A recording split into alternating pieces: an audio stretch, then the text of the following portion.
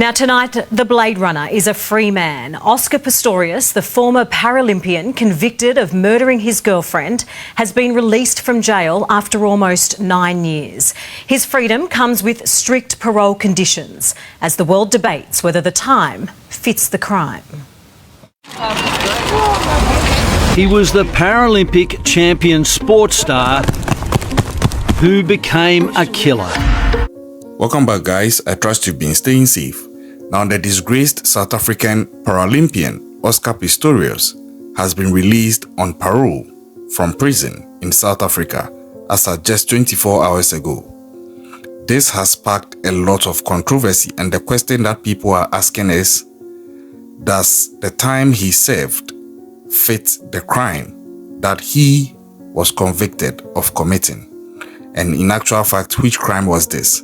We are just going to go through this summary of the whole story, but I'm promising you I'm going to issue a full video or a series of full videos detailing out the series of events that led to this once glorious South African Paralympic star falling from grace as an Olympian to becoming a convicted murderer.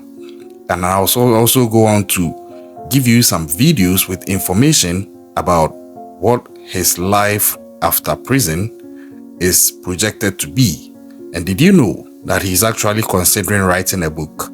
Just stay tuned to the channel. I'll be bringing you details of all that in my subsequent videos following this one. But to today's story at hand, this South African Paralympian, Oscar Pistorius, has been released from prison nearly 11 years after he was convicted of unaliving his girlfriend, Reeva Steenkamp, in his house in South Africa. Now, they had just been dating for 3 months when this happened. Now, this former South African national hero, so-called, was granted the parole after serving more than half of his 13 years sentence for the unaliving of his then girlfriend, Reeva Steenkamp. At the age of 37 years old, Oscar Pistorius is alleged to now be staying with his uncle in Pretoria, South Africa, and he's also expected to abide by all his strict parole restrictions until the expiration of his full sentence, which is to be completed in 2029. Now, some of these strict restrictions include the fact that he should be back home in curfew at a certain time or by a certain time. If it elapses, he's in trouble.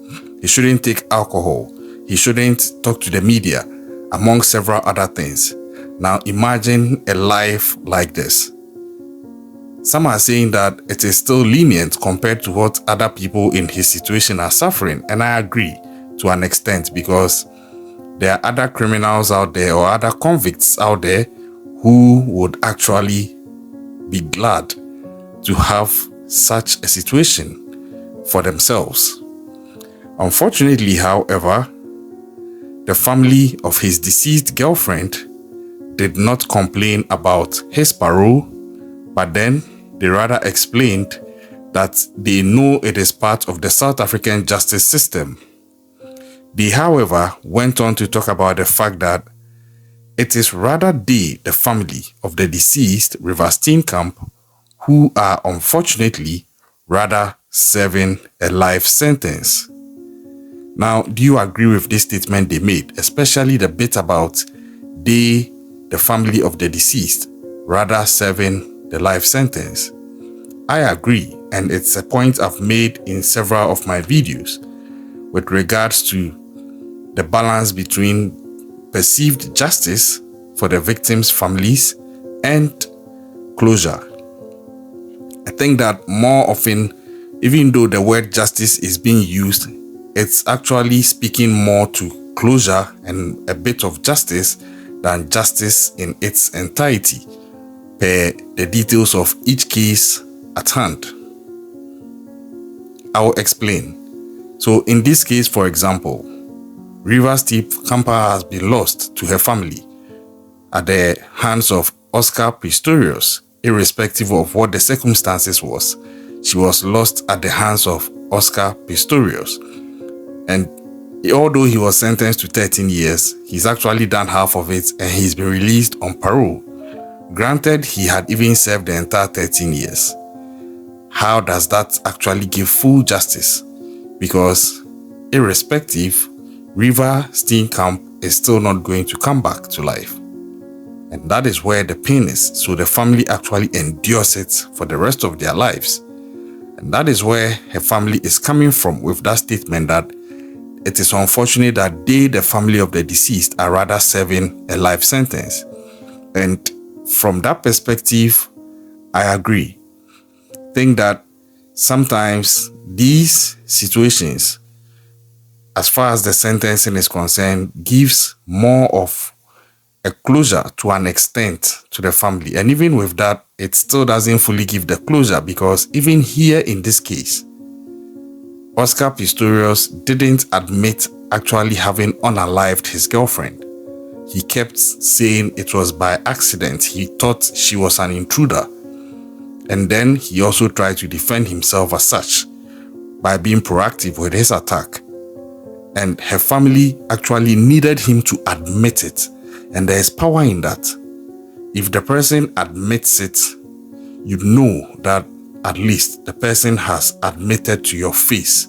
You can have that form of closure knowing that this person did this to my loved one. That brings a form of internal peace, instead of having the person deny and leaving the question unanswered as to what was the real motive behind what happened to my loved one, or in other cases, even wondering who is actually really responsible for what has happened to your loved one. And I think that there should be a mechanism, if it already doesn't exist, where victims of families are being attended to on how to effectively deal with this pain and kind of deep-seated unclosure, if I should put it that way, or lack of closure as far as these cases are concerned. Because in this case, per the mom of the deceased lady, she has also lost her husband as at last year due to broken heart from the loss of their daughter. That is what she's saying. I'm yet to see any medical thing to corroborate what she's saying, but emotionally, I can understand where she's coming from. Psychologically, I can understand where she's coming from.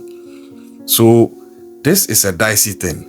And the release of Oscar Pistorius has also sparked a lot of conversations, with some people even talking about the fact that he might actually be walking and looking over his shoulders forever, because there are people who may be out to get him. I have a video on that I'm bringing, like I told you. And I have a video on the fact that there are also rumors he's considering writing a book about all that happened. And in as much as he is going to make money, this is going to provide a documented book or a documented entry of everything that he is saying happened, which is now going to fuel the pain of the family of the deceased the more. So if the mom and the family of the deceased say that it seems they are rather serving the life sentence, I can't disagree with them. Yeah, I can't disagree with them. Let me know what you think in the comment section. Having analyzed all that is being said, what do you think about this statement that was made by the family of the deceased, that they, it seems, are unfortunately the ones serving the life sentence? Oscar Pistorius, irrespective of whether it was deliberate or non-deliberate, has actually been released on parole after serving just 50% of the time he was convicted to serve. But the family is still dealing with the loss, dealing with the pain and all that comes with it. Let's have a conversation on this. Subscribe if you are yet to do so. Leave your comments in the comment section. I'll catch you on the next one. Stay safe out there.